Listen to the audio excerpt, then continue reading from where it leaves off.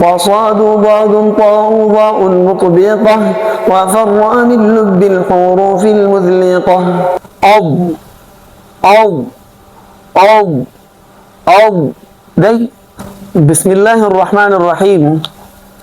سريرشتم درس تیر درس من ویلو په باره د حروف لهاتیه او دغه شان حروف شجریه وکي نن بل مخرج ته ریکو چې ته ویل شي ضاد مخرج اتم مخرج دی او د ضاد مخرج دی ورونو دا ډېر یو سخت حرف دی او د دې ادا کول سخت دي د دې وجنه دی لړیر په غو سره غوښ شي خو وګور لکې دی او ځان ور باندې پوهه کوي خو د دې اتم مخرج کې د دې د ارسنه مخ کې اوسو خبر بجندل هغه ضروری دي اول مخرج تشریح دیم نمونه د دې مخرج دریم ګرانوالي وجوهات څلورم صحیح طریقه د ادا کولو مسترازو اول خبره ده مخرج تشریح ارکل چې د جبه ډډه د ادراس علیا د بیخون سره ولګي تین ضاد ادا کی که خي طرف نوي چپ طرف نوي او که د دواړو طرفونو نوي سره ولګي تین ضاد ادا کی ضاد مخرج ارکل چې حافه اللسان يعني د جبه ډډه د برا ادراس علیا ضواحك طواحن نواجذ دي غاخونو تشيرش ادراس برا جاملته أضراس عليا أو لاند جاملته أضراس سفلاوي أضراس معنى جاملة وأركل شحافة اللسان دبرا الجامل بيخون سرولقي مدينة الشيء ذاكي ضاد سيدا خي طرف نم أداكي شف طرف نم أداكي أو دوار طرف نم أداكي لكن شف طرفنا فأساني سر أداكي أو دوار طرفنا فسختي سر أداكي مشكلة بكي تكليف بكي سيدا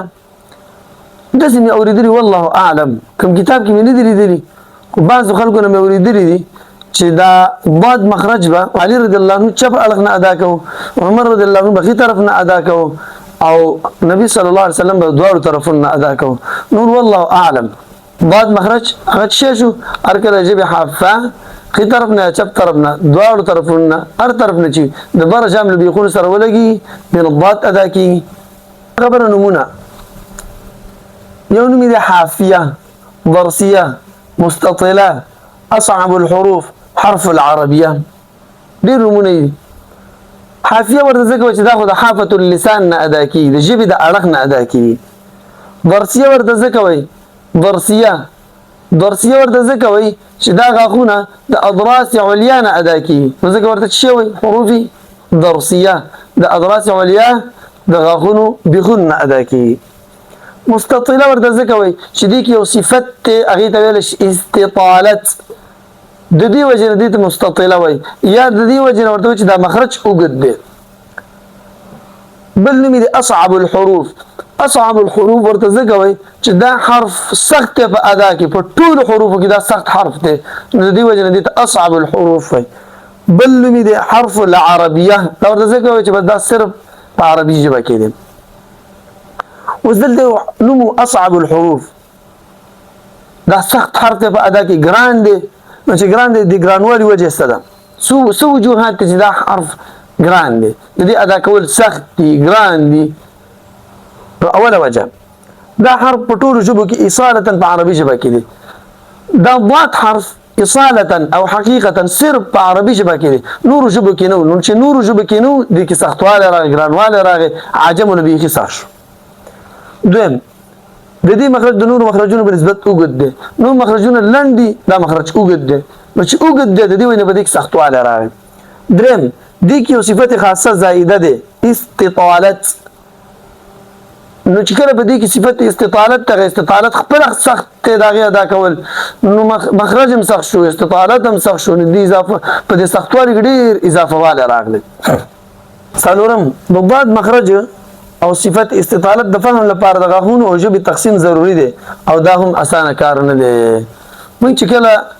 ضاد مخرج خلکو تحقیق نو د غاښونو تشریح ورلکو دغه تقسیم دغه شان د ژبې تقسیم هغه ورلکو نو د دې باندې پوهیدل د ژبې په تقسیم او دغه شان چې د په غاښونو تقسیم باندې پوهیدل دا هم اسانه کار نه دی نو د دې وجه په دې کې سختوالی راغلی. نور وجوهات د علما وایي زموږ لپاره دا څلور دانې کفایت کوي. اوس ما تاسو سره بله خبرې وعده کړې وه چې صحیح طریقه د ادا کولو صحیح طریقه دا ده. اول دا شرطونه پکې دا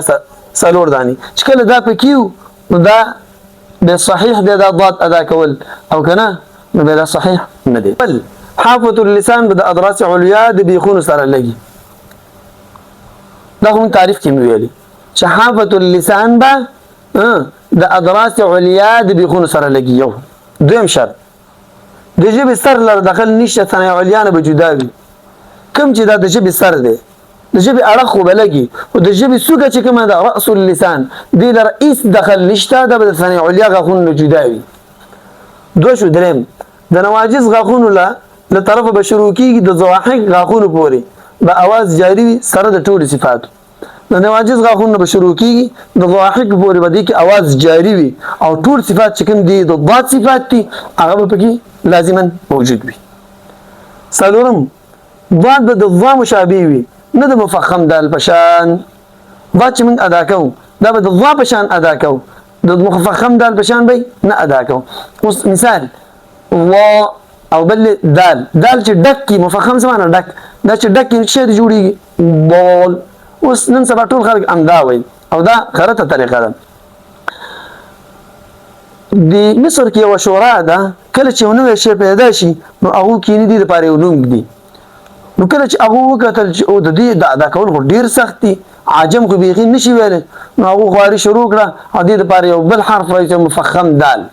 چې مفخم شي بول. اوس ټول خلک هم داسې ولا ضالین. خو اصلي طریقې څنګه ده صحیح ویل څنګه دي هغه ده ولو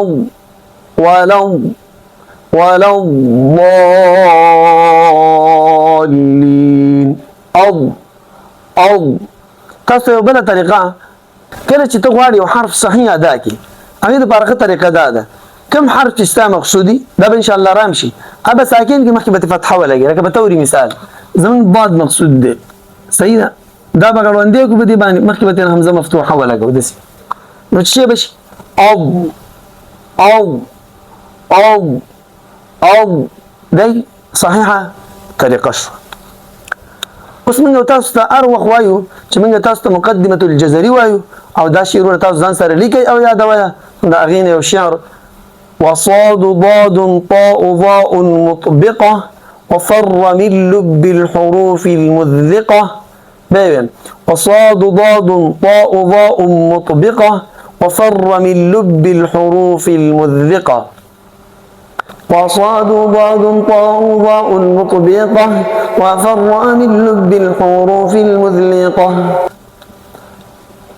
دراروان درس بزمونږ استاسو په نهم مخرج کې وي. الله رب العالمین موراله ژوندي لره درس لیکئ یادوئ او نور ملګرو سره شریک کړئ. السلام علیکم ورحمة الله وبرکاته.